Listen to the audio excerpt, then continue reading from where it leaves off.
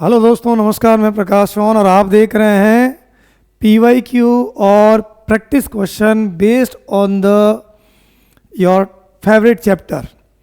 दोस्तों, आपको पता है कि आज हम लोग जो करने वाले हैं इलेक्ट्रोकेमिस्ट्री के ऐसे क्वेश्चन जो बहुत ही रोचक हैं, बहुत ही इंटरेस्टिंग हैं। मतलब ये हो गया कि जो एक अच्छे लेवल के क्वेश्चन हैं उनको हम लोग करने जा रहे हैं।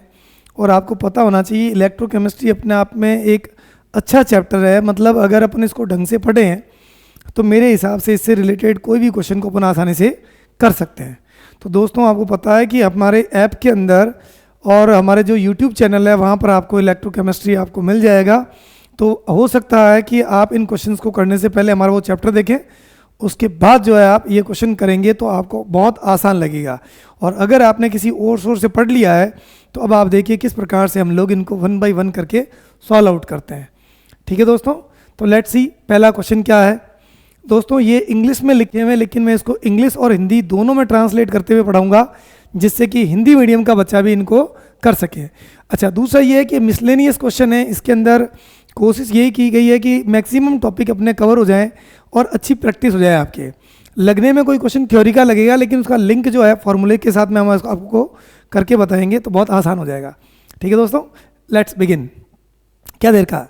Which of the following will increase the voltage of the cell with the following cell reaction? एक सेल रिएक्शन है, किससे सेल वोल्टेज बढ़ेगा? तो आपको पता है सेल वोल्टेज का एक फॉर्मूला होता है दोस्तों। क्या होता है? E is equal to E naught minus 0.0591 upon n log base 10 into Q. Q का मतलब ये हो गया दोस्तों कि ये जो आपके पास रिएक्शन लिखी हुई है तो ये सॉलिड है और ये भी क्या है? सॉलिड है। मतलब आपको ये पूछा गया है कि किस कंडीशन के अंदर अपन कहते हैं सेल का वोल्टेज अपन बढ़ा सकते हैं, है ना। तो सॉलिड जो होता है उसका एक्टिव मास 1 होता है। तो यहाँ पर ऊपर की तरफ आपके जो आएगा Sn+2 आएगा और नीचे की तरफ क्या आएगा दोस्तों? ये आएगा अपने पास में Ag प्लस की पावर क्या आएगी? 2। ये आपको मैंने बता दिया। अब सवाल ये है कि ये वैल्यू कब बढ़ेगी? ये वैल्यू कब बढ़ेगी दोस्तों? जबकि ये वैल्यू क्या हो जाए? कम हो जाए। और इस वैल्यू को अपन कम कैसे कर सकते हैं? इस वैल्यू को कम करने का क्या तरीका है मेरे पास, है ना भाई। सेल रिएक्शन जो कह रहा है कि इंक्रीज किस कंडीशन के अंदर होगी? इंक्रीज चाहते हैं अपन। तो इंक्रीज का मतलब ये हो गया कि यहाँ अगर प्लस हो जाए कोई चीज़ वैल्यू, जैसे ये आपके माइनस में देर का पूरा वैल्यू ये प्लस में हो जाए, या अपन कहते हैं ये वैल्यू आपकी क्या हो जाए? आपके मैं कह रहा हूँ कम हो जाए। तो ये वैल्यू अगर कम हो जाएगी तो ऑब्वियसली ये वैल्यू क्या हो जाएगी? इसमें से कम सब्सट्रैक्ट होगा तो ई की वैल्यू क्या हो जाएगी? बढ़ जाएगी। भाई ये ज़्यादा कैसे हो सकता है? तो ये आपके पास में क्लियर है कि ये ज़्यादा तभी हो सकता है। ये वैल्यू कब बढ़ेगी? जबकि ये तो कांस्टेंट है। ये जो वैल्यू है, ये वाली वैल्यू, ये क्या हो? डिक्रीज हो। अब इसको डिक्रीज मैं कैसे कर सकता हूँ? या तो Sn+2 को बढ़ा दूँ। Sn+2 को क्या कर दूँ? मैं बढ़ा दूँ। तो ये पॉसिबल है। तो Sn+2 को अगर Sn+2 को बढ़ाएंगे दोस्तों तो ये आपके बढ़ेगा और ये वैल्यू आपकी क्या हो जाएगी? नहीं। इसमें अपन एक काम और कर सकते हैं कि अगर मैं इसके अंदर ये क्या दूं, भाई हमें कुल मिला के इसको प्लस करना चाहते हैं अपन, मतलब थोड़ा बढ़ाना चाहते हैं। तो अब अपने को ये पता चल गया है कि मैं इसको कैसे आपके, अगर मुझे इसको प्लस करना चाहता हूँ, अगर मैं Ag को बढ़ा दूँ और Sn+2 को क्या कर दूँ? मैं घटा दूँ तो ये वैल्यू मेरी क्या आ जाएगी? प्लस में आ जाएगी। भाई हमें पता है Ag प्लस को मैं क्या कर देता हूँ? बढ़ा देता हूँ। जैसे मैं एग्जाम्पल के तौर पर ये 10 की पावर -2 था पहले और मैं इसको 3 कर लेता हूँ। मतलब बढ़ाने का मतलब 10 की पावर -1 कर लेता हूँ। तो ये -1 है, ऊपर जाएगा, ये क्या हो जाएगा? प्लस हो जाएगा। तो कहने का अर्थ हो गया इसको मैं बढ़ा देता हूँ तो ये आपके वैल्यू क्या हो जाएगी? ये आपके बढ़ी हुई वैल्यू जो होगी ये बढ़ाएंगे तो ये वैल्यू क्या हो जाएगी दोस्तों? अपने आप ही बढ़ जाएगी। तो कहने का अर्थ ये हो गया कि इस क्वेश्चन को करने के लिए एक बहुत ही नॉर्मल सी चीज़ अपने पास में ये होनी चाहिए कि आप या तो इसको क्या कर दीजिए? बढ़ा दीजिए। हाँ, इसको अपन क्या कर लेते हैं? इसको बढ़ाएंगे कैसे भाई? इसको तो घटाएंगे नहीं यार, यूँ क्या कर रहे हो? इसको क्या करेंगे? घटाएंगे।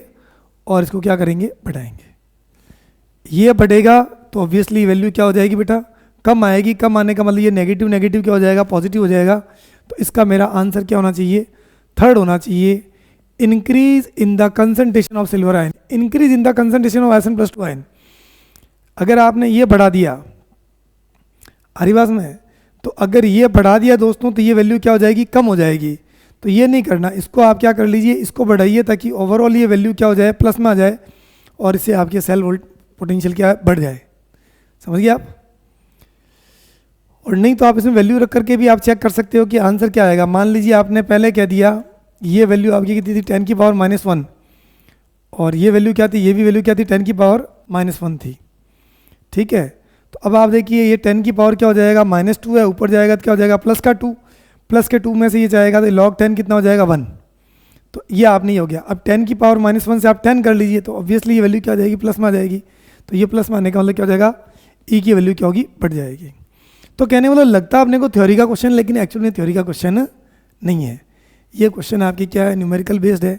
ऐसा कभी भी कोई क्वेश्चन करना हो तो आपको पता है कि भाई E = क्या हो गया, E0 प्लस। अगर कोई वैल्यू आपके प्लस हो जाए आपके, तो इसको प्लस कैसे कर सकते हैं अपन, इसको बढ़ा दीजिए और इसको क्या कर दीजिए, घटा दीजिए, तो ये वैल्यू क्या हो जाएगी, प्लस हो जाएगी।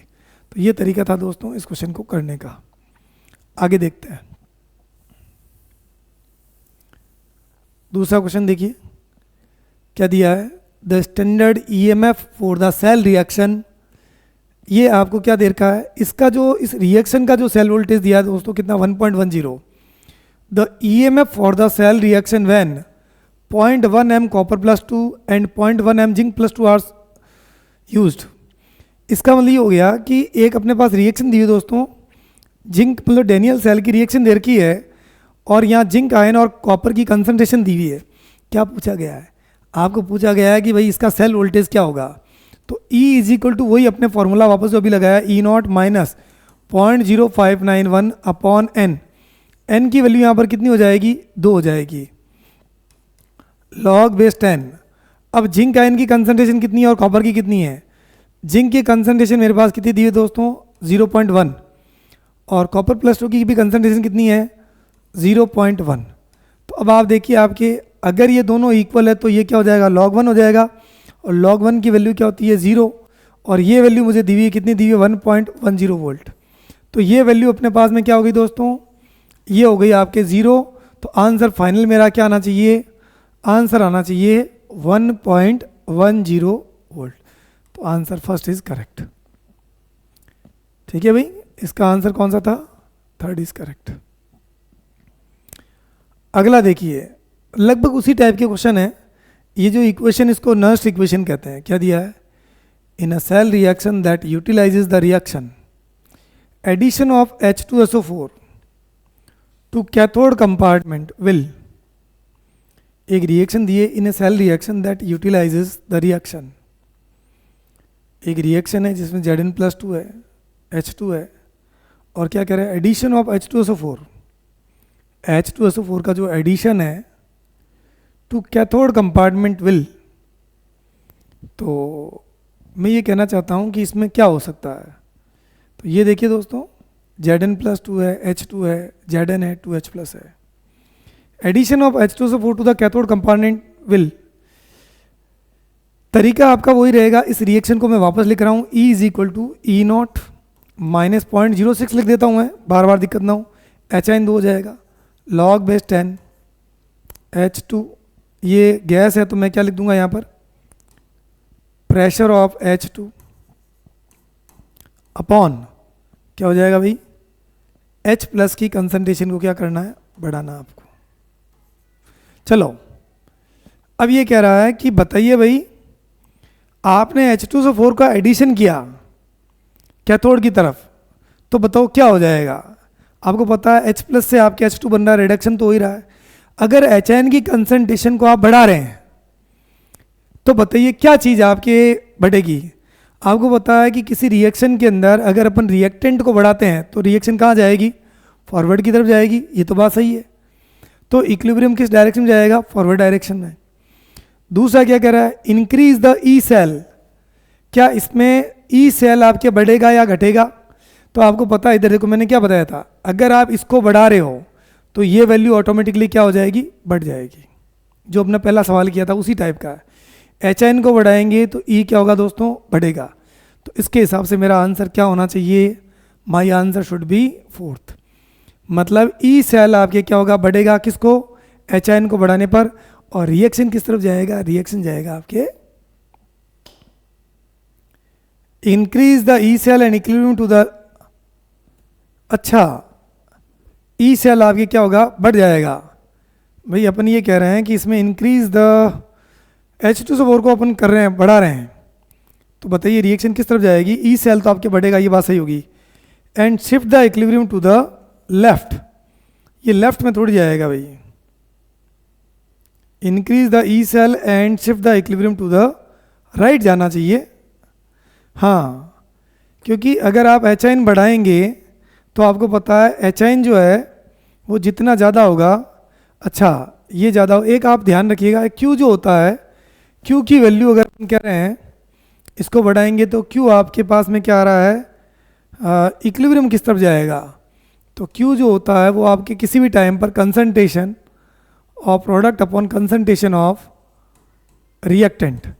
तो आपको पता है कि P अपॉन R कर लिया मैंने, और अगर मैं इसके अंदर क्या कर रहा हूँ, R को बढ़ा रहा हूँ, R को क्या कर रहा हूँ, बढ़ा रहा हूँ, तो अगर आपके पास पहले इक्विलिब्रियम था, ठीक है भाई, तो अगर आपने R को बढ़ाया रिएक्शन बैकवर्ड जाएगी भाई।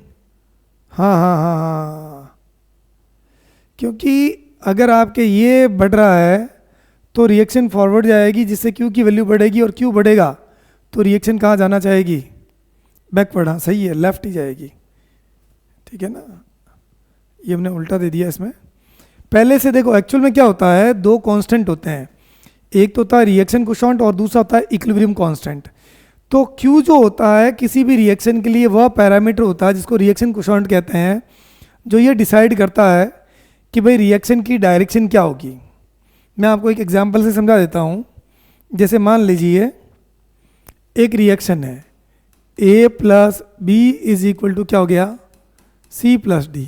अब इसमें Q के बारे में बात करूँ, C इंटू डी अपॉन क्या हो जाएगा, A इंटू बी। दोस्तों ये रिएक्शन है। अब पूछा क्या गया है कि एक्चुअल में अगर मैं K इक्विलिब्रियम के बारे में बात करूँ तो ये तो किसी भी टाइम पर कंसंट्रेशन होती है, C इंटू डी, और ये क्या हो गया, A इंटू क्या हो गया, B। तो ये तो इक्विलिब्रियम कंसंट्रेशन होती है और ये किसी भी टाइम पर कंसंट्रेशन होती है, ठीक है ना। तो इससे क्या होता है, डायरेक्शन पता चलती है अपने को। डायरेक्शन ये हो गई कि अगर ये ज़्यादा हुआ, ये क्या हुआ, ज़्यादा, C और D का अमाउंट अगर आपके पास में क्या हो गया, ज़्यादा हो गया, तो Q की वैल्यू क्या हो गई, ज़्यादा हो गई। अगर Q की वैल्यू आपने क्या कर दी है, ज़्यादा कर दी है, तो रिएक्शन इक्विलिब्रियम पर आने के लिए क्या करेगा, वो बैकवर्ड जाएगा। सही बात है। अगर Q is higher than K equilibrium तो रिएक्शन कहाँ जाएगी, अपन क्या कहेंगे भाई, ये बैकवर्ड डायरेक्शन जाएगी। और अगर ये ज़्यादा कर दिया मैंने, ये वाला, तो Q की वैल्यू क्या हो जाएगी, कम हो जाएगी।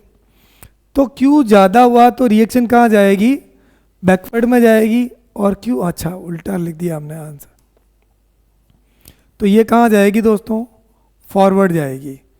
क्योंकि यही चीज़ हमें तय करती है कि रिएक्शन की डायरेक्शन कैसी होगी। तो यहाँ पर अपने पास में जो आंसर आने वाला है, पहली बात तो ई सेल बढ़ेगा और रिएक्शन किस तरफ जाएगी दोस्तों, reaction will move towards the right, ठीक है। तो इस तरीके से अपन कोई भी क्वेश्चन को डिसाइड कर सकते हैं कैसे इसका आंसर आएगा। आगे देखिए क्या दिया है, the Gibbs energy for the decomposition of Al2O3 at 500 degree Celsius. Al2O3 का क्या हो रहा है, डिकम्पोजिशन हो रहा है, इतनी एनर्जी रिलीज हो रही है। द पोटेंशियल डिफरेंस, मतलब मुझे क्या निकालना है, E निकालना है। E सेल आपको क्या करना है, फाइंड करना है। For the reduction of Al2O3 at least कितना होगा। देखो दोस्तों सवाल न्यूमेरिकल है और करने का तरीका क्या है, आप फॉर्मूला लिख दीजिए, वैल्यू रख दीजिए, आंसर तैयार है ना भाई। तो आप क्या करेंगे बताइए, आपको पता है एक फॉर्मूला होता है delta G is equal to क्या होता है, minus n F E cell, यही तो निकालना था आपको। तो मैं कैसे निकालूंगा इसका आंसर, देखो भाई अच्छा n कैसे निकालोगे? n का निकालना बहुत ज़रूरी होता है। एक्चुअल में क्या होता है, जो Al+3 होता है इसमें 3 मोल इलेक्ट्रॉन का एडिशन होता है, तो ये एल्यूमिनियम में चेंज होता है। तो अगर आपने देखा कि 1 मोल एल्यूमिनियम के लिए मुझे कितने मोल इलेक्ट्रॉन चाहिए? 3 मोल इलेक्ट्रॉन। और मेरे पास यहाँ एल्यूमिनियम कितना, 4/3 है। कितना भैया? 4/3। तो आपने कहा कि एक के लिए कितना चाहिए? 3 मोल इलेक्ट्रॉन चाहिए। तो आपको पता है, इसलिए 4/3 के लिए कितना चाहिएगा? 3 × 4/3। तो आंसर कितना आ गया? 4। तो इसका n की वैल्यू मेरी कितनी आ गई दोस्तों? 4 आ गई। कितनी आ गई? 4। बात आ रही है समझ में आपके, या दोबारा बताऊं? भाई कहने का अर्थ ये हो गया कि 1 मोल Al के लिए कितने मोल इलेक्ट्रॉन चाहिए मेरे को? 3 मोल इलेक्ट्रॉन। तो 4/3 मोल आपके पास Al है रिएक्शन के अकॉर्डिंग, तो उसी का तो रिडक्शन करना अपने को।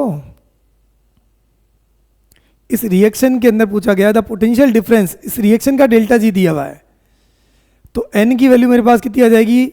4 आ जाएगी। तो अब मैं इस क्वेश्चन को सॉल्व करूं तो क्या होगा बताओ?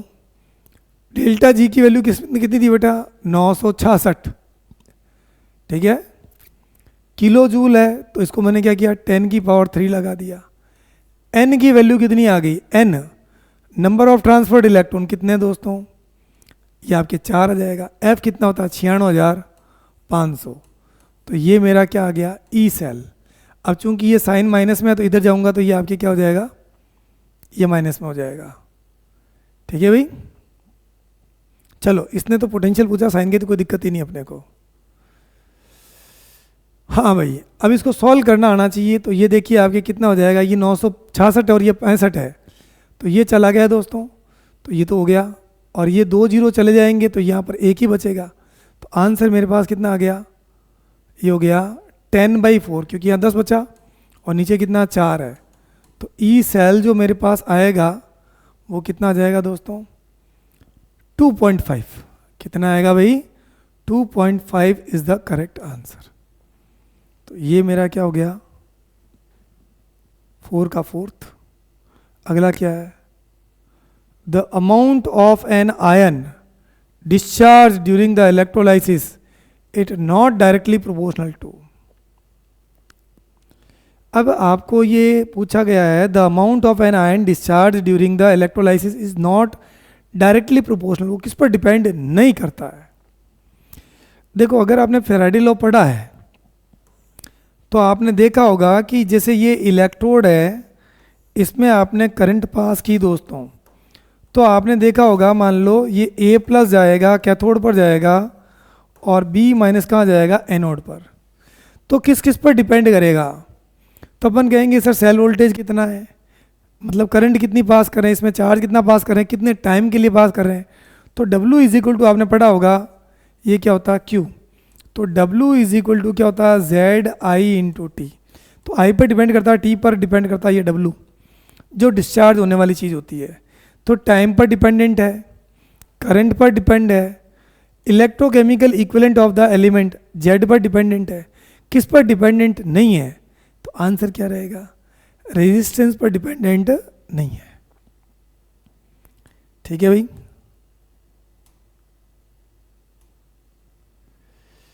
आगे देखो, number of electron involved in the electrode deposition of 63.5 gram of copper from the copper sulphate. ये कह रहा है कि कॉपर सल्फेट जो है दोस्तों, इस कॉपर सल्फेट से आपको जो Cu+2 आयन जो होते हैं उनके डिपोजिशन के लिए आपको ये चीज़ निकालनी थी। कैसे निकालेंगे भाई? कैसे निकलेगा ये हमें चेक करना है। करें तो देखो दोस्तों, इस क्वेश्चन को कैसे करेंगे अपन। कॉपर सल्फेट है तो इसमें Cu+2 आयन होगा, 2 मोल इलेक्ट्रॉन जाएंगे और ये कॉपर जमा होगा। तो अब आप देखो, इसका 1 मोल लेता हूं तो उसके लिए इलेक्ट्रॉन कितने चाहिए? 2 मोल इलेक्ट्रॉन चाहिए। सामने बढ़ा आपके, इसका मतलब क्या हो गया? 63.5 ग्राम अगर मैं लेता हूं 63.5 ग्राम मैं लेता हूँ तो कितना मिलेगा बताइए? 2 फैराडे तो चाहिए, मतलब 2 मोल इलेक्ट्रॉन चाहिए। तो 2 मोल इलेक्ट्रॉन का मतलब क्या हो गया? 2 इंटू 6.022 इंटू 10⁻23। तो आंसर क्या हो जाएगा? 12 इंटू 10⁻23 वाला आंसर हो जाएगा। तो ये ऐसे सवाल तो कई जो होते हैं थोड़े ठीक ठाक ही होते हैं, ज़्यादा इसमें दिक्कत नहीं होती है दोस्तों। तो आपके सामने है किस प्रकार से अपन कोई भी क्वेश्चन इजीली कर सकते हैं। अगला देखिए दोस्तों, when 1 coulomb of electricity is pass through the electrolytic solution, mass deposited on the electrode is equal to. क्या है? दोबारा सुनिए। When 1 coulomb of electricity, Q की वैल्यू कितनी है भाई? 1 कूलम। अगर ये पास किया था तो कितना मास आपके डिपॉजिट होगा? तो दोस्तों आपको पता है W इज इक्वल टू क्या होता है? Z into Q। अगर आपने Q की वैल्यू 1 कूलम कर ली तो W इज इक्वल टू क्या हो जाएगा? Z। अब सुनने में और देखने में अपने को लगता है कि ये क्वेश्चन थ्योरेटिकल है, बट एक्चुअल में ये क्वेश्चन थ्योरेटिकल नहीं है। तो क्या करूं बताओ? इसका मतलब W is equal to Z। Z का नाम क्या भाई? Electrochemical equivalent. तो आंसर मेरा क्या हो जाएगा? विद्युत रासायनिक तुल्यांक। मतलब इस क्वेश्चन का मतलब ये था कि 1 कूलम अगर अपन आवेश पास करते हैं तो बताइए कितना आपके डिपॉजिट होगा या जमा होगा कैथोड के ऊपर या किसी इलेक्ट्रोड के ऊपर। तो ये फॉर्मूला है, कैथोड कह दो एनोड कह दो एक ही बात है। चलें भाई आगे देखिए। आगे, a current of 9.65 ampere is passed for the 60 minute and 40 second through the molten tin salt deposit 5.95 gram of tin. Oxidation of tin is what? देखो दोस्तों मैं वापस पढ़ लेता हूँ। A current of 9.65 ampere passing for 60 minute 40 second through a molten tin salt deposits 5.95 gram of tin. The oxidation state of tin in the salt is how much?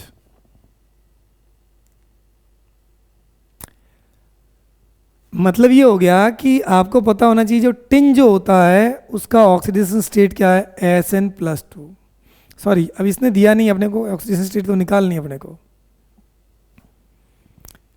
तो आपको पता होना चाहिए इसमें जो दिया हुआ है I कितना दिया है? 9.65 एम्पियर।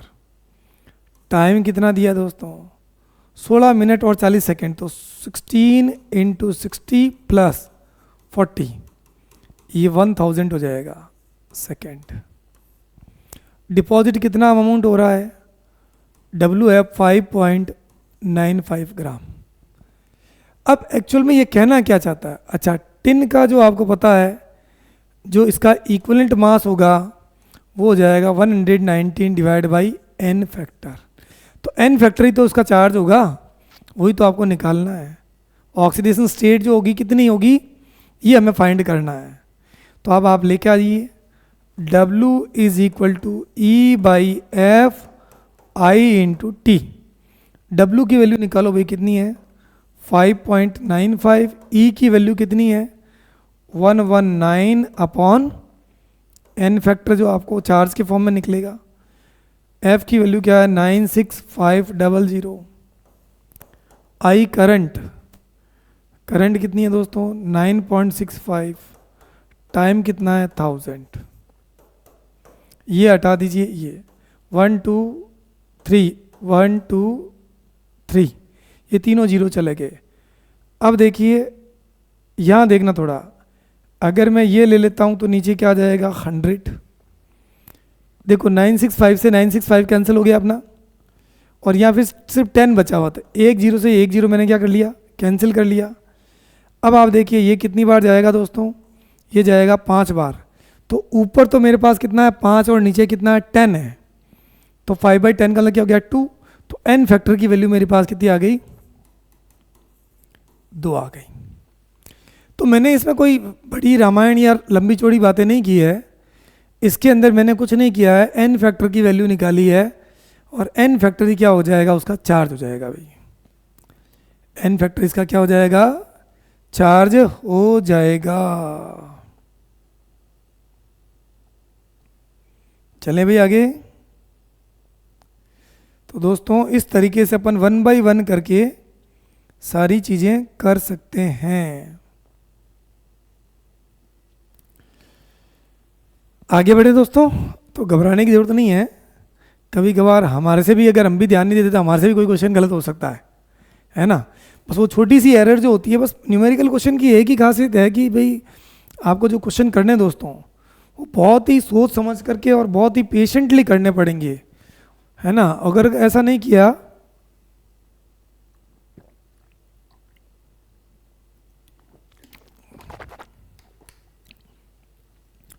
तो गड़बड़ हो जाएगी। चलें आगे। The time required for a current of 3 ampere, time निकालना है to decompose the electrolytically 18 gram of water. अब देखो दोस्तों, टाइम पूछा, और वो टाइम किसमें पूछा, आवर के अंदर पूछा है। कोई नहीं, अपन सब कुछ कर लेंगे, आवर में पूछे, मिनट में पूछे। तो इसने क्या दिया है, मैं वापस पढ़ लेता हूँ। The time required for a current of 3 ampere to decompose electrolytically 18 gram of water. 18 gram पानी जो है उसको मुझे क्या करना दोस्तों, डीकम्पोज करना है। क्या करना भाई, इसको डीकम्पोज करना, मतलब उसको क्या करना, तोड़ना है। पानी का अमाउंट कितना है, 18 ग्राम है। अब इस क्वेश्चन को करने के लिए आपको पता है कि अगर आपको याद हो फैराडे का लॉ, मैं यहाँ कर लेता हूँ। W इज इक्वल टू, आपने क्या पढ़ा, ZIT। W is equal to क्या होता है, E/F I into T. W is equal to क्या हो गया बेटा, E की जगह क्या लिख सकता हूँ मैं, molar weight upon valency factor 1/F I into T. इसको इधर ले आए तो given mass upon molar mass 1/वैलेंसी factor 1/F I into T. तो ये मेरा क्या कहलाएगा, this is called as mole. तो N इज इक्वल टू मेरे पास क्या आ गया, 1/वैलेंसी factor 1/F I into T. ये फॉर्मूला है भाई मेरे पास। H2O जो होता है वो टूटता है तो क्या बनाता है, 2HIN प्लस, इसको ऐसे ले लेते हैं, HIN प्लस क्या बनाएगा, OH माइनस। तो अगर मैं बात करता हूँ 2HIN प्लस 2 इलेक्ट्रॉन लेंगे तो ये क्या आ जाएगा, H2।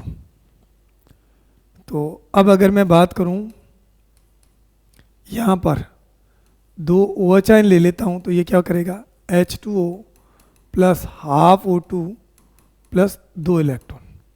ये कैथोड की रिएक्शन है और ये क्या मेरी एनोड की रिएक्शन है। अब दोस्तों आपको दिया गया है W का अमाउंट कितना दिया था, 18 ग्राम वाटर था। तो इसका मतलब ये हो गया, इसका मोल कितना हो जाएगा, 18 डिवाइड बाई 18, आंसर क्या आएगा, 1 मोल। तो अगर मैं 18 ग्राम लेता हूँ तो उसके कॉन्टेक्स्ट में जो मुझे कैथोड पर जो आपके कितने इलेक्ट्रॉन चाहिए भाई, देखो 3 एम्पियर की करंट है और 18 ग्राम वाटर है, तो कितना टाइम लगेगा भाई। भाई करंट से ही तो आपकी चीज़ टूटेगी। पानी कितना, 18 ग्राम है। तो अगर मैं आपसे ये कहूँ कि मुझे अगर 18 ग्राम अगर आपके पानी तोड़ना है तो कितना चाहिएगा, और अगर मैं इसको 2 ले लेता हूँ तो ये देखो आपके, या मुझे कितने मोल इलेक्ट्रॉन चाहिए, 2 मोल इलेक्ट्रॉन मतलब 2 फेराडे चाहिए 36 ग्राम के लिए। तो मुझे पता चल गया कि भाई अगर मुझे 36 ग्राम के लिए 2 फेराडे चार्ज चाहिए तो वैलेंसी फैक्टर कितना हो गया इसका, 2। समझ गया आप। तो अब आपको पता, अपने पास तो 18 ग्राम ही पानी है। तो 18 ग्राम के लिए आपको पता है, अगर मैं N की वैल्यू यहाँ पर 2 लूँगा तो यहाँ भी 2 लिखना पड़ेगा फिर मेरे को। तो एक बार इसको रफली कर लेते हैं तो अपने को आइडिया हो जाएगा। ये 1 मोल आ गया, वैलेंसी फैक्टर ये भी आपके 1 ही रहेगा, इंटू 1/F 96,500 इंटू करंट कितना था, 3 एम्पियर, और ये क्या हो गया, टाइम। तो अब देखिए टाइम जो आएगा ये सेकेंड में आएगा, 96,500 डिवाइड बाई 3। अगर आप इसको चाहते हो आवर में तो 60 से किया तो ये मिनट हो गया, और 60 से किया तो क्या हो गया, सेकंड हो गया। 1 0 2 0 1 0 2 0 कैंसिल हो गया, तो ये हो गया 965 अपॉन ये क्या हो जाएगा भाई 3 इंटू 36। तो अब अपन चाहें तो इसको कैंसिल करते हैं तो क्या आ जाएगा 3 3 9 3 3 9 3 दूनी 6 और 3 एकम 3 3 36। तो ये आप 36 से काटेंगे तो 3 7 21 3 8 ये आपके लगभग इसका आंसर क्या आना चाहिए भाई, इसका आंसर आना चाहिए, चेक करें,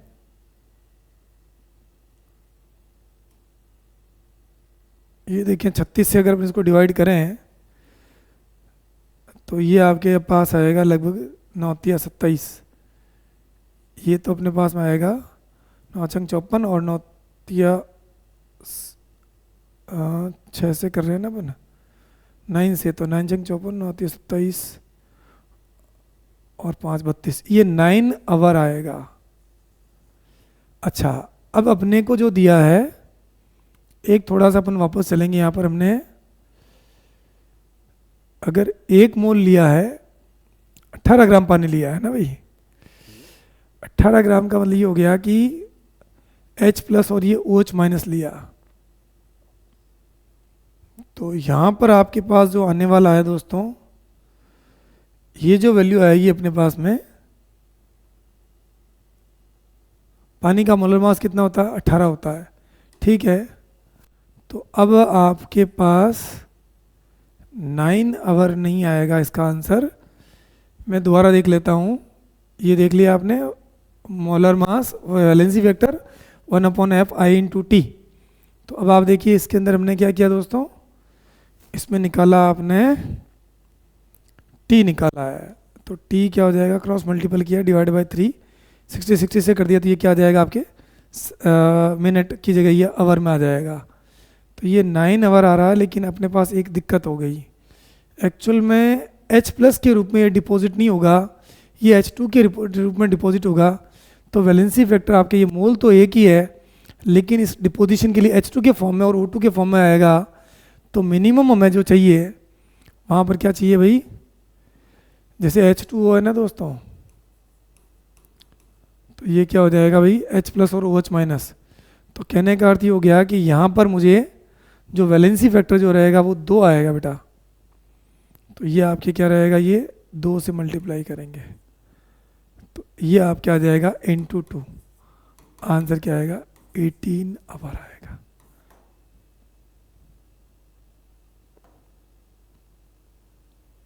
नाइन आवर नहीं आएगा भाई, इसका आंसर क्या आएगा 18 आवर।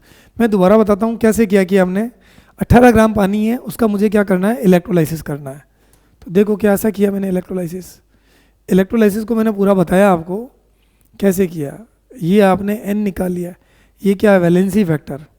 तो पानी के डिकम्पोजिशन के लिए अपन ये नहीं कह सकते कि इसका वैलेंसी फैक्टर 1 होगा, वैलेंसी फैक्टर कितना होगा बेटा 2 होगा। यहाँ पर ये मैंने एक गलती से लिख लिया था, एक की बजाय क्या होगा 2 होगा, और इसको सॉल्व करेंगे तो ये आंसर मेरा क्या आएगा 18 आएगा। n का मतलब क्या हो गया, n का मतलब तो क्या हो गया मोल हो गया, और वैलेंसी फैक्टर का मतलब ये हो गया कि उसको टूटने के लिए आपको पता, तोड़ने के लिए कितना इलेक्ट्रॉन चाहिएगा, तो आपको चाहिएगा 2 मोल इलेक्ट्रॉन चाहिएगा कम से कम, इससे कम आपके काम नहीं होगा। तो यहाँ पर आपके पास 1 मोल H2 के लिए इतना चाहिएगा भाई। चले आगे, आगे क्या लिखा हुआ है, an ion is reduced to the element when it absorb 6 into 10 की power 20 electron, the number of, क्या पूछा भाई, आगे पूछा है,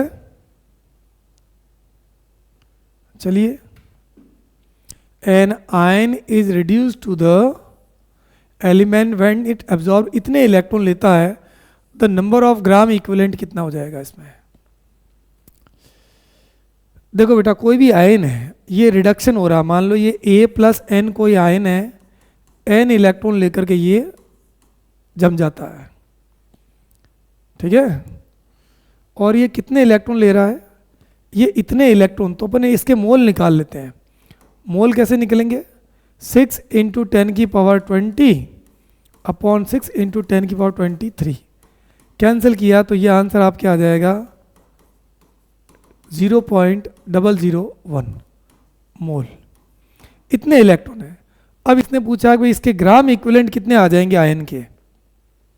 तो दोस्तों जितने आपको पता है कि इलेक्ट्रॉन चाहिए, लॉ ऑफ इक्विवेलेंस लगाएंगे, मतलब इसने इक्विवेलेंट पूछा, तुल्यांक पूछा है, तो आपको पता है कि अगर मुझे इसमें इतना, आपको एक बात याद होना चाहिए, रासायनिक तुल्यांक का नियम या लॉ ऑफ केमिकल इक्विवेलेंस, अगर ए और बी मिलकर के सी बना रहे हैं, तो मान लो मैंने कह दिया इसके 2 मोल है और ये आपके इसका 1 मोल है और इसके मान लो 3 मोल बन रहे हैं, तो मोल अलग अलग हो सकते हैं, मोल क्या हो सकते हैं, अलग अलग, लेकिन उनके तुल्यांक क्या रहेंगे, बराबर रहेंगे।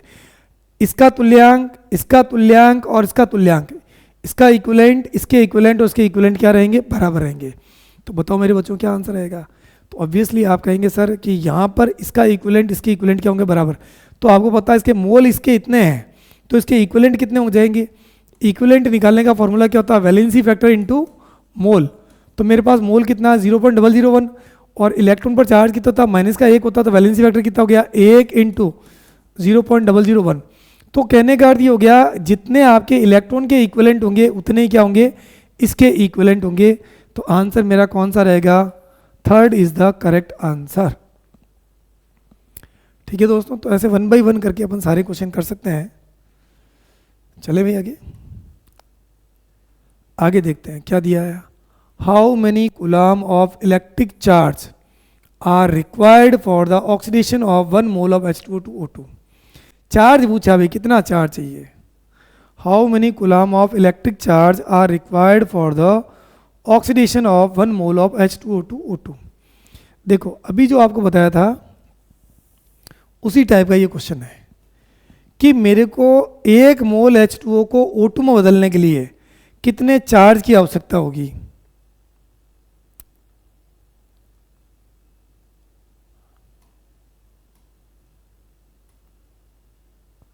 ये देखो आप, ये देखिए आपके, इसने चार्ज की वैल्यू पूछी है ना,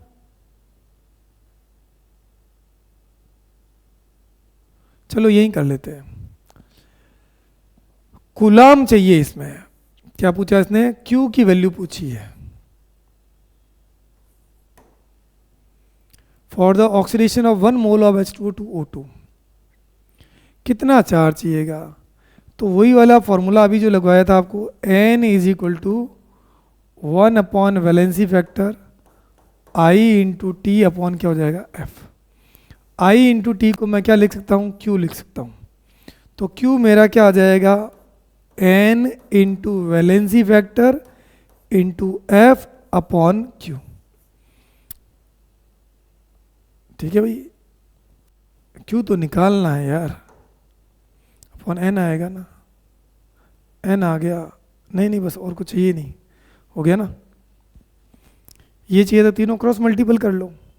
N की वैल्यू कितनी है 1 मोल, वैलेंसी फैक्टर कितना है 2 है, और चार्ज की वैल्यू कितनी है भाई 96,500 कूलम। मल्टीप्लाई कर लो इसको सीधा सा, तो ये देखिए आपके क्या हो जाएगा 0 0 10 0 6 2 12 13 3 हासिल का 1 19 193,000 आंसर आएगा। या अगर आपके 1.93 के टर्म में दिया है तो 1.93 इंटू 10⁵ आंसर कितना हो जाएगा भाई, ये वाला third is the correct answer. तो आपको क्वेश्चन देखना पड़ेगा कि आपको दिया हुआ क्या है और आपको करना क्या है। ठीक है दोस्तों, इस प्रकार से अपन 1 बाई 1 कोई भी क्वेश्चन कर सकते हैं।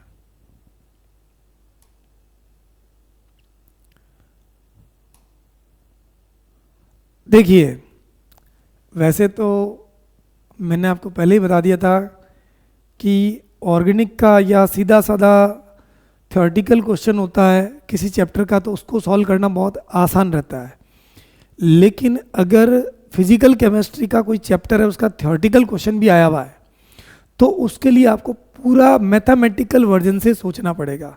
अगर मैं भी सोच नहीं पाता तो मैं भी गलत कर सकता हूँ। आप तो नॉर्मल चीज़ है। तो उस समय अफसोस होता, हालांकि आंसर में पता चल जाता है कि भाई इसका यही होना चाहिए, पर वो कहता है ना कि consciousness of mind is very very important to solve the question of physical chemistry. ठीक है दोस्तों, तो इस बात का ध्यान रखना पड़ेगा अपने को। क्या लिखा है? The time required to coat a metal surface, इसकी the time required to coat a metal surface of 80 centimetre square with the 5 into 10 की power -3 centimetre thickness of silver. Density of silver कितनी दी है दोस्तों? 1.08 है, with the passage of 9.65 ampere current through the silver nitrate solution is. अब देखो भाई, आप हो चाहे मैं हूं, अब इसमें क्या दिया गया है एक्चुअल में आपके पास, इसने पूछा है कि भाई बताओ इसमें कितना टाइम लगेगा। एक जैसे मान लीजिए इलेक्ट्रोलाइसिस आप करवा रहे थे, ये आपके पास एक तरफ कैथोड था और दूसरी तरफ क्या था भाई, ये एनोड है, और यहाँ पर एक प्लेट रख दी है आपने, और इस प्लेट के ऊपर आपको पता है कि ये सिल्वर नाइट्रेट का जो सॉल्यूशन है, ये सिल्वर आयन जाएगा और वहाँ जाकर के क्या हो जाएगा, जमा हो जाएगा। अब इसने जो इसका एरिया दे दिया, तो बताओ टाइम कितनी देर तक अपन करंट पास करें। तो दोस्तों W इज इक्वल टू क्या होता है, ZI इंटू टी। अब W जो होता है वो आपको पता है, ये क्या होता है, मास होता है, और मास इज इक्वल टू क्या होता है, वॉल्यूम इंटू डेंसिटी। और वॉल्यूम मुझे पता है क्या होता है, वो होता है area into thickness into density. अगर ये इतनी बातें आपको पता तो सवाल तो सवाल ही है। इसने क्या किया है कि भाई मैंने यहाँ पर कोई रखा है और इसके ऊपर मुझे क्या करना है, एक सिल्वर की लेयर चढ़ानी है। अब ये सिल्वर की जो प्लेट रखी है उसकी थिकनेस दी हुई है, ये इतनी इसकी थिकनेस है, इसका इतना एरिया है, और मास इज इक्वल टू क्या होता है, वॉल्यूम इनटू डेंसिटी। बस, तो मैं क्या करूं दोस्तों, एरिया इंटू थिकनेस, ये तो हो गया वॉल्यूम इंटू डी। अब आप यहाँ पर रख लीजिए, Z जो होता है मुझे पता है क्या होता है, Z इज इक्वल टू क्या हो जाएगा भाई बताओ, E/F I इंटू क्या T। आसानी से अब A का बताओ एरिया कितना दिया हुआ है, 80 सेंटीमीटर, थिकनेस कितनी है 5 इंटू 10 की पावर -3, ठीक है भाई, into D, D D D D D D D D कितनी है 1.08 इज इक्वल टू ई।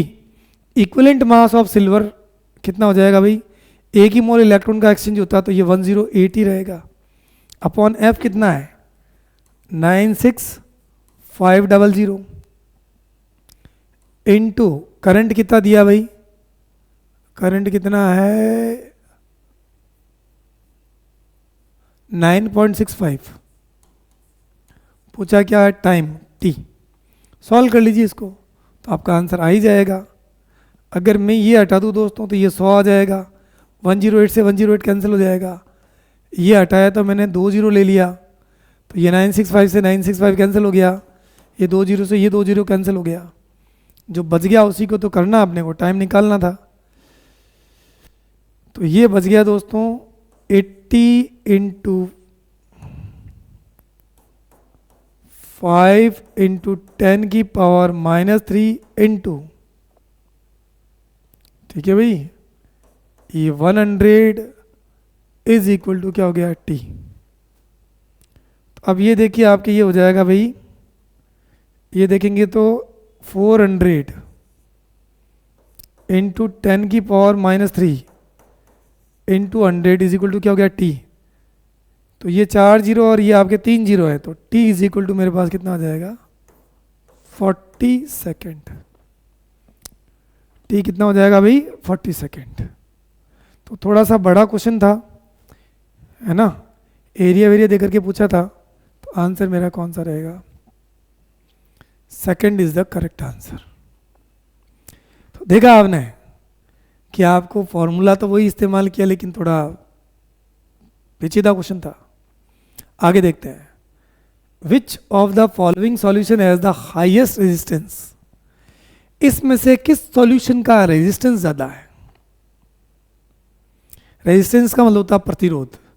देखो अगर सॉल्यूशन पतला होगा तो आयन जो है आसानी से घूम फिर जाएंगे, तो रेजिस्टेंस कम होगा।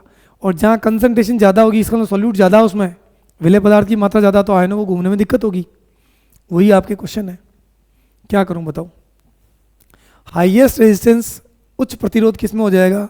कंसंट्रेशन जिसकी ज़्यादा होगी। तो आंसर कौन सा है? Third is correct. ठीक है भाई। आगे क्या दिया है? Variation of molar conductance of an electrolytic solution with the temperature. Variation of molar conductance of an electrolytic solution with temperature is that is variation of molar conductance of an electrolytic solution with the temperature is that is। देखो दोस्तों, molar conductance जो होती है, हिंदी में बता देता हूँ आपको, विद्युत अपघट्य विलयन जो है उसकी मोलर चालकता का मान ताप के साथ किस प्रकार से बढ़ता है? बढ़ता है या घटता है? तो देखो मोलर चालकता जो होती है किस पर डिपेंड करती है? आयनों की संख्या पर। और अपन ये कहते हैं कि वो कितना इजीली माइग्रेट करते हैं। अगर जनरली अपन कहते हैं कि टेम्परेचर बढ़ाते हैं तो जो कंडक्टिंग सॉल्यूशन होता है या कंडक्टर जो होता है उसमें रेजिस्टेंस बढ़ जाता है, लेकिन इनिशियली शुरुआत में अगर आप टेम्परेचर बढ़ाएंगे तो उनका जो इंटरेक्शन फोर्स है, आकर्षण बल है, वो कम हो जाएगा और आयन क्या होगा? इजीली आपके कैथोड और एनोड की ओर जाने लग जाएगा। तो इसका मतलब ये हो गया कि अगर आपने क्या बढ़ाया भाई? अगर आपने बढ़ा दिया, वो क्या कहते हैं, टेम्परेचर, तो आयन का माइग्रेशन इजीली हो जाएगा, आयन का चलना आसानी से हो जाएगा और जो मोलर कंडक्टेंस जो है वो क्या होती है? कंडक्टिविटी क्या होगी? बढ़ जाएगी। Increase with increase in temperature. ये थ्योरेटिकल क्वेश्चन है। आगे बढ़े भाई, आगे देखते हैं दोस्तों क्या दिया है। Which pure substance will not conduct electricity. कौन जो है, इनमें से कौन सा पदार्थ जो है वो विद्युत धारा का चलन नहीं करेगा? एक है मोल्टन NaCl, दूसरा है मोल्टन KOH, तीसरा लिक्विफाइड HCl, चौथा है लिक्विड मरकरी।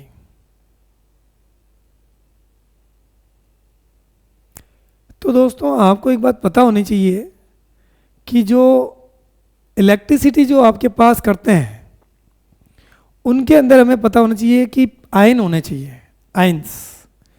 लेकिन जो HCl जो होता है, ये आपके प्योर HCl जो होता है उसको अपन गैसियस से लिक्विफाइड अगर अपन करते हैं तो एक्चुअल में उसकी कोवेलेंट नेचर होती है। कैसी होती है? Covalent nature. वो इतना परफेक्ट आयनिक नहीं होता है। तो ये तो आयनिक है, Na+Cl- बन जाएगा, ये बन जाएगा।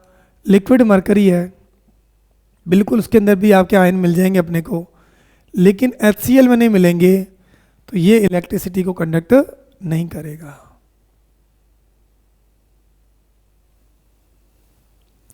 बढ़े आगे। The equivalent conductivity of 1mH2SO4 solution of specific conductance is this।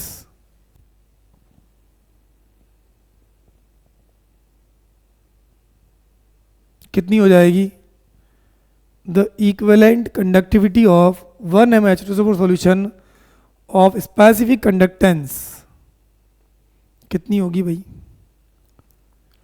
अब आपको ये पूछा गया है कि इक्विवेलेंट कंडक्टिविटी मतलब तुल्यांकी चालकता निकालनी है, लैम्डा EQ आपको निकालनी है, और ये क्या दिया हुआ? कंसंट्रेशन।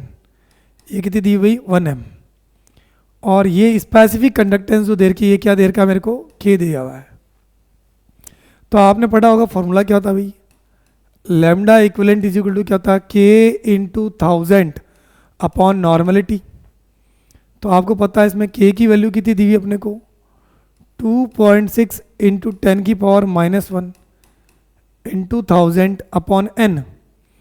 n क्या हो गया बेटा? वैलेंस। ये n जो होता है आपको पता है वो होता है वैलेंसी फैक्टर इंटू मोलरिटी। तो 2 इंटू मोलरिटी मेरी कितनी है? 1 है। आ गया भाई। तो यहाँ देखिए आपके पास में अगर मैं इसको हटा देता हूँ तो ये क्या आ जाएगा 10, ये कैंसिल हो गया। अब देखो दोस्तों, इसमें से ये निकालेंगे अगर अपना आंसर, ये 1000 था ना भाई, ये कितना है, हाँ ठीक है, तो ये हो जाएगा 13 हो जाएगा, 13 इंटू 10 की पावर, ये 10 चला गया तो ये 10 ही बचेगा, तो ये कितना हो गया 130 हो गया। 130 का मतलब क्या हो गया 1.3 इंटू 10 की power 2। Answer first is correct. चलूं आगे, अगला क्या दिया है, the molar conductance of 0.01 m solution of acetic acid was found to be this. Molar conductance of 0.01 m solution जो है इसकी ये इतनी पाई गई। The ionic conductance of hydrogen and acetate ion, ये इतनी इतनी देर की है respectively at the same temperature. The what is the percentage of acetic acid is dissociated. मैं दोबारा पढ़ लेता हूँ क्वेश्चन को, थोड़ा बड़ा है क्वेश्चन, थोड़ा मुश्किल भी है। The molar conductance of 0.01 m solution, तो C मेरे पास कितना 0.01 m सॉल्यूशन है, वॉज फाउंड टू बी, मतलब एसिटिक एसिड की इतनी सांद्रता है और इसका जो देर की मोलर कंडक्टेंस देर की है लैम्डा m, इस कंसंट्रेशन पर कितनी है 16.30, और ये देर का आयनिक कंडक्टेंस ऑफ एसीटेट, और ये तो एसीटेट की कितनी दी हुई है दोस्तों, एसीटेट की दी हुई है 349.8 और HIN की कितनी है 40.9। इन दोनों को ऐड करेंगे तो कितना आ जाएगा 9 और 8 कितना हो गया 17 का 7, 9 और 1 10 का 0, पीछे हो जाएगा 1, 4 4 8 9, 390.7 आ जाएगा। अब ये कहाँ दी हुई है, एट इनफाइनाइट डाइल्यूशन होनी चाहिए एट द सेम टेम्परेचर। तो मोलर कंडक्टेंस इस कंसंट्रेशन पर इतनी देर की है, तो पूछा भाई ये कितना डिसोसिएट होगा। तो दोस्तों एक अल्फा का एक फॉर्मूला होता है lambda M C upon lambda M infinite. C की वैल्यू बताइए कितनी है भाई, सी मेरे पास आ जाएगा लैम्डा एम सी, सी सी सी सी कहाँ पर है सी, तो ये आपने चेक कर लिया, ये है आपके पास कितना भाई 16.3 और ये कितना आ रहा मेरे 390.7। अगर मैं परसेंटेज में जाता हूँ तो इनटू क्या हो जाएगा 100। तो देखो दोस्तों इसको अगर आप सॉल्व करेंगे तो आपके सामने ही पड़ा है कि ये लगभग आपके 16 दूना 32 2.5 के आसपास जाएगा, है ना, मतलब 25 बार चला जाएगा, ये लगभग आपके 25 है ना भाई, ये 25 बार गया। 100 में अगर 25 का डिवाइड करेंगे तो 4.1 के आसपास आंसर आ जाएगा, समझिए आप। तो इस तरीके से आपका आंसर कौन सा हो गया, second is the correct answer. तो कहने का अर्थ ये हो गया क्वेश्चन को पकड़ना आना चाहिए भाई, क्वेश्चन की कैचिंग सही होनी चाहिए, क्वेश्चन की कैचिंग सही है तो आपका आंसर भी सही है।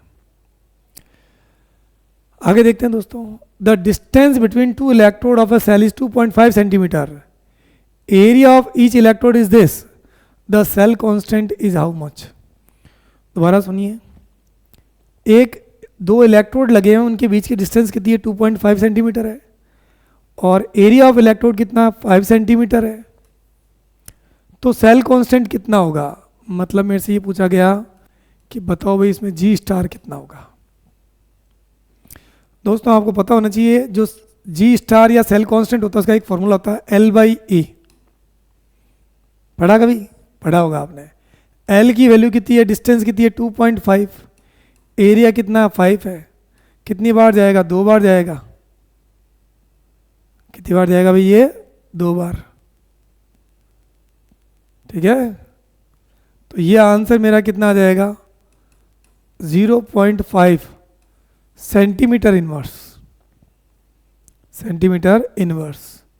लेकिन वो चाहता है कि मैं इसको मीटर में कन्वर्ट करूं, तो सेंटीमीटर में कितना होता है, 10⁻²मीटर होता है। तो ये आंसर क्या हो जाएगा भाई अपना, नीचे है ना, ये तो 0.5 था ना, ये सेंटीमीटर इनवर्स है ना भाई, तो 10⁻, सेंटीमीटर को मीटर में चाहते हैं अपन ना, तो ये 10⁻² है, ऊपर जाएगा तो क्या हो जाएगा, 10 प्लस में आ जाएगा 50 मीटर इनवर्स। तो फॉर्मूला बिल्कुल नॉर्मल सही था, लेकिन कन्वर्ट करना आना चाहिए। सेंटीमीटर को मैंने मीटर में कन्वर्ट किया, तो ये आपके आ गया, समझ गया भाई। मतलब ये हो गया रे, जैसे 0.5 सेंटीमीटर इनवर्स था ना, उसको मैंने सीएम को नीचे लिख दिया। अब सीएम को आपको मीटर बदलना था, ये क्या हो जाएगा, 0.5 अपॉन क्या होगा, 10⁻² हो जाएगा ना मीटर। बस ये ऊपर ले गया, तो यही तो हुआ है, किया मैंने, समझ गए। ज़्यादा कोई डिफिकल्टी नहीं है। आगे देखिए भाई क्या लिखा हुआ है, calculate the ionic product of water at 25 degree Celsius from the following data. Conductivity of water, ये इतनी देर की है। अब ये थोड़ा सा क्वेश्चन जो है अजीब गरीब टाइप का है। आयनिक प्रोडक्ट ऑफ वाटर मुझे निकालना है, और एचाइन और ओएचाइन की कंसंट्रेशन दे रखी है, और बाकी क्या दे रखा है, ये कंडक्टिविटी मतलब के की वैल्यू दे रखी है। के दिया हुआ, ये दिया हुआ, हमें क्या करना है भाई इसमें, के दे या कुछ भी दे, हमें पता है आयनिक प्रोडक्ट जो होता है वो क्या होता है, एचाइन की कंसंट्रेशन इंटू ओएचाइन की कंसंट्रेशन। आईपी मतलब आयनिक प्रोडक्ट या जल का आयनिक गुणनफल। अब आप ये कहाँ से लाओगे, एचाइन और ओएचाइन की वैल्यू, ये इसके हेल्प से ला सकते हो। कैसे लाओगे, लैम्डा ऑफ एचाइन जो आप निकालते हैं वो क्या होता है, के इंटू 1000 अपॉन क्या होता है, सी का मतलब वही तो है अपने पास में। अब ये मुझे पता है कि मैं यहाँ से सी निकाल लूँगा ये वैल्यू रख करके, तो ये मेरे पास क्या आ जाएगा, अपने को तो एचाइन की कंसंट्रेशन चाहिए, तो एचाइन की कंसंट्रेशन क्या हो जाएगी भाई, के की वैल्यू कितनी आ गई अपने पास में, 5.5 इंटू 10⁻⁻6 इंटू 1000 अपॉन एचाइन की वैल्यू कितनी है, 0.035। ठीक है भाई। तो आपने नोट किया होगा कि ये जो वैल्यू आने वाली है ये कितनी आ जाएगी भाई, ये दोनों में ये वैल्यू निकाल करके अगर अपन चाहें तो पानी का निकालना है तो दोनों को ऐड कर लेते हैं अपन, है ना, एचाइन और ओएचाइन दोनों को, फिर आप इससे कर लेते तो ये ज़्यादा अच्छा रहता। खैर इस क्वेश्चन में तरीका मैंने बता दिया कैसे करते हैं, वो 10⁻⁻7 आएगा और ये भी 10⁻⁻7, तो आंसर ये तो आपको पता ही होगा, ये वैल्यू कितनी आ जाएगी, 10⁻14 आ जाएगी। ठीक है भाई, हो गया क्लियर।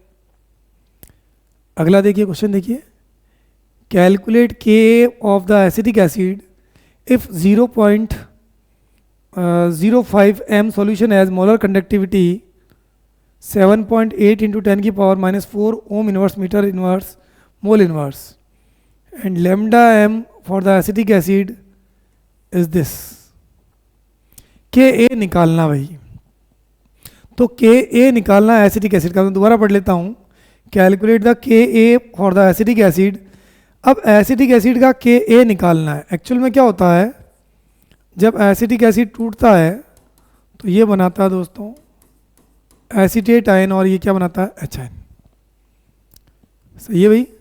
तो इसका के ए जो आएगा वो क्या होता है, अल्फा स्क्वायर सी अपॉन 1 माइनस अल्फा। अब आपको पता है इसमें के ए मुझे दिया हुआ है, क्वेश्चन के अंदर दिया हुआ है कि नहीं दिया हुआ है, देखो कितना दिया हुआ है। अच्छा, के कैलकुलेट के ए निकालना आपको। अल्फा कैसे निकालेंगे, अल्फा जो होता है जैसे आपको बताया था, molar conductance at the concentration C upon molar conductance at the infinite dilution. देखो दी हुई है आपके पास, इनफाइनाइट वाली कितनी और ये कितनी, ये है 7.8 इंटू 10 की पावर -4 और ये है दोस्तों इनफाइनाइट वाली 3.9 इंटू 10 की पावर -2। ये कैंसिल किया तो ये 2 बार चला गया, तो ये आपके पास आंसर जाएगा, ये प्लस के 2 हो जाएंगे, तो 2 इंटू 10 की पावर -2। ये अल्फा की वैल्यू आ गई। तो अब आपको पता अल्फा आपने निकाल लिया, अल्फा की वैल्यू यहाँ रख दो तो के आ ही जाएगा आपका। तो ये कितना हो जाएगा भाई, अल्फा की वैल्यू आ गई 2 इंटू 10 की पावर -2 का स्क्वायर इंटू सी, कंसंट्रेशन कितनी है 0.05 m। सॉल्व कर लो, आपका आंसर तैयार है। तो ये देखो 4 4 5 जा कितना हो जाएगा 20 और माइनस के 4 और वो आपके 1 हट जाएगा, तो ये आ जाएगा आपके पास, मल्टीप्लाई करेंगे तो ये 5 इंटू 10 की पावर -5। सही है, क्योंकि ये नीचे वाले 2 जीरो और आ जाएंगे तो 6 हो जाएंगे, लेकिन 20 ये आपके हो जाएगा ना, 4 पंजा 20, तो 1 जीरो कम हो जाएगा 20 का जीरो वाला। 5 इंटू 10 की पावर, सॉरी 5 कहाँ रहे भाई, 2 है ना, 2 2 जा 4 4 आ जाए 20, 20 का 2 रहेगा ना यहाँ पर। 2 इंटू 10 की पावर 4 कैसे 5 आएगा ना, मैं करके बता देता हूँ आपको वापस।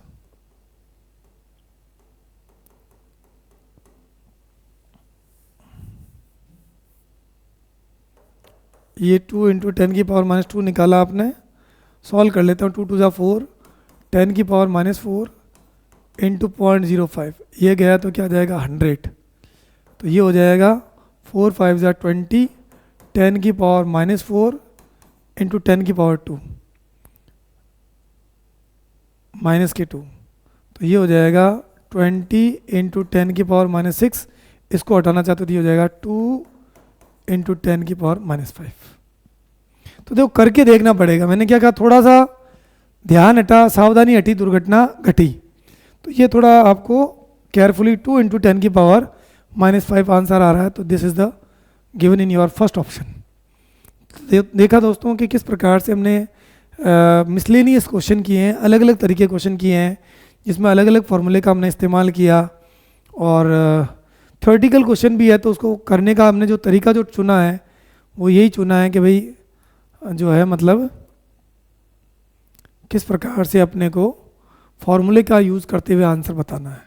ठीक है दोस्तों, तो ये आपके क्वेश्चन थे इलेक्ट्रोकेमिस्ट्री के।